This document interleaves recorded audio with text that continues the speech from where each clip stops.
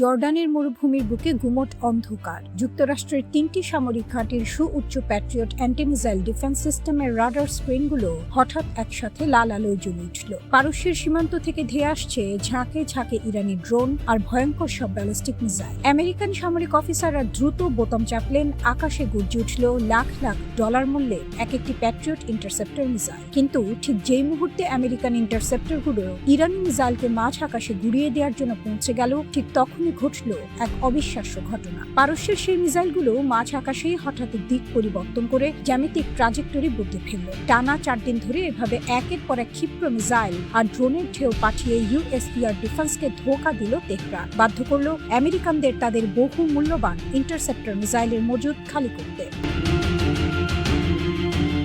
আর ঠিক পঞ্চম দিনে 17 জুলাইয়ের শেষ রাতে পেন্টাগনের সব হিসাব চুরমার করে দিয়ে একটি ইরানি প্রিসিশন মিসাইল সোজা গিয়ে আছড়ে পড়ল আমেরিকান ঘাঁটির প্রি-ফ্যাব্রিকেটেড সেনা ব্যারাকে। মুহূর্তের মধ্যে আগুনে ছাই হয়ে গেল পুরো ব্যারাক, নিহত হলো 3 মার্কিন সেনা আর আহত হলো শতাধিক। ওয়াশিংটনের ডিফেন্স সেক্রেটারি সংবাদ সম্মেলনে এসে নিচু গলায় স্বীকার করতে বাধ্য হলেন, আমরা প্রায় সব মিসাইলে আটকেছিলাম, কিন্তু একটি ডিফেন্স গলিয়ে ঢুকে গেছে।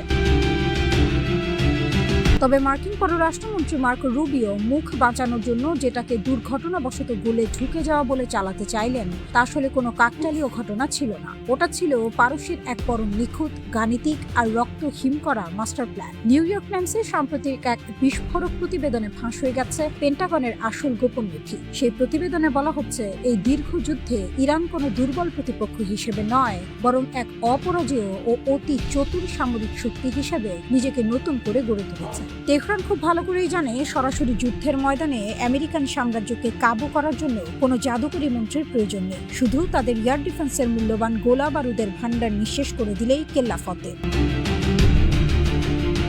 ইউক্রেন যুদ্ধে রাশিয়া কিভাবে তাদের হাইব্রিড স্ট্র্যাটেজি ব্যবহার করছে তা খুব কাছ থেকে গভীরভাবে স্টাডি করেছে ইরানি আইআরজিসির মাস্টারমাইন্ডরা। তারা বুঝে গেছে, প্রথমে ক্রুজ আর ব্যালিস্টিক মিসাইলের প্যাক পাঠিয়ে শত্রুর $100 কোটি আকাশ প্রতিরক্ষা ব্যবস্থাকে ব্যস্ত ও বিভ্রান্ত করতে হবে। আর সেই সুযোগে ঝাঁকে ঝাঁকে কম দামের সুইসাইড ড্রোন ঢুকিয়ে দিয়ে শত্রুর সেন্সরগুলোকে পোঙো করে দিতে হবে। আর ঠিক এই অ্যাসিমেট্রিক ওয়ারফেয়ার বা অসামঞ্জস্যপূর্ণ যুদ্ধ কৌশলেই এখন কাবু হয়ে গেছে বিশ্বের 1 নম্বর সামরিক শক্তি আমেরিকা।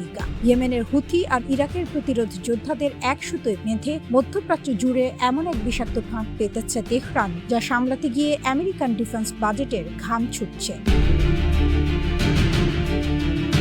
প্রতিবেদন অনুযায়ী ইরান এমন ক্ষেপণাস্ত্র ব্যবহার করছিল যেগুলো উড়ানের মাঝপথে হঠাৎ গতিপথ বদলাতে পারে। ফলে প্রচলিত অনুমানের ভিত্তিতে তৈরি প্রতিরোধ ব্যবস্থার জন্য এগুলোকে ঠেকানো আরো কঠিন হয়ে উঠছিল। এর সঙ্গে যোগ করা হয়েছিল ড্রোন। একদিকে তুলনামূলক সস্তার ড্রোন, অন্যদিকে দ্রুত গতির ক্ষেপণাস্ত্র, আর মাঝখানে রয়েছে আমেরিকার অত্যন্ত ব্যয়বহুল প্রতিরোধী ক্ষেপণাস্ত্র। এটাই ছিল তেহরানের হিসাব।